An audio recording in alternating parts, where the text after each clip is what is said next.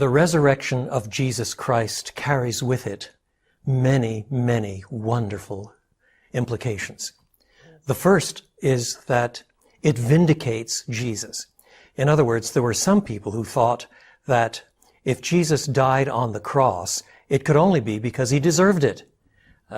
He was declared guilty by a Roman court. And the Old Testament itself insisted that anyone who hangs on a tree is under the curse of God. But as it turns out, he did not die as a damned man because of his own sin.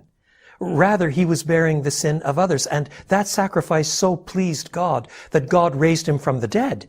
And thus, his resurrection is a form of vindication. It is proof positive that when Jesus said with his dying words, "It is finished," God agreed, his Father agreed. The work of redemption had been accomplished, and the Father vindicates Jesus through the resurrection. But it also demonstrates the gospel's concern for human beings embodied. In other words, there are some people who think of our ultimate state as kind of ethereal spirit beings without any connection with bodies or the like.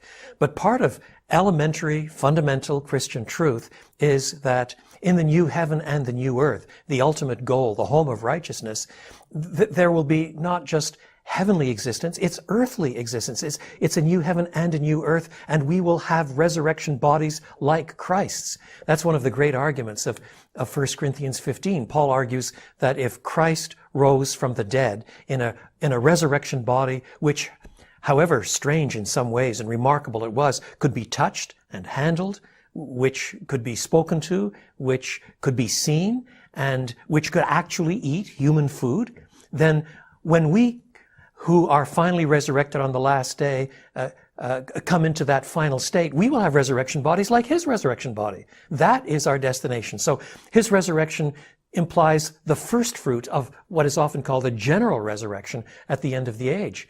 All human beings will be resurrected, whether to life or to condemnation, because we are essentially embodied people.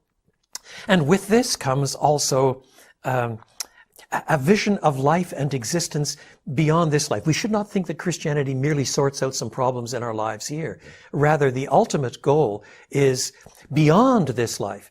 When we get older and more hairs fall out and arthritis kicks in, or we slink away into dementia, we all face the weakness of declining years. And suddenly resurrection existence begins to look very good indeed, because our hope is not to survive to 70 or 80 or even 90. Our hope finally is a body like Christ's resurrection body, and his is the first fruit. Ours has been secured by him, and we are coming along behind him to join him in resurrection existence, full-bodied resurrection existence in the new heaven and the new earth, the home of righteousness. That's why 1 Corinthians 15, the great resurrection chapter, ends with the words, "Wherefore encourage one another with these words."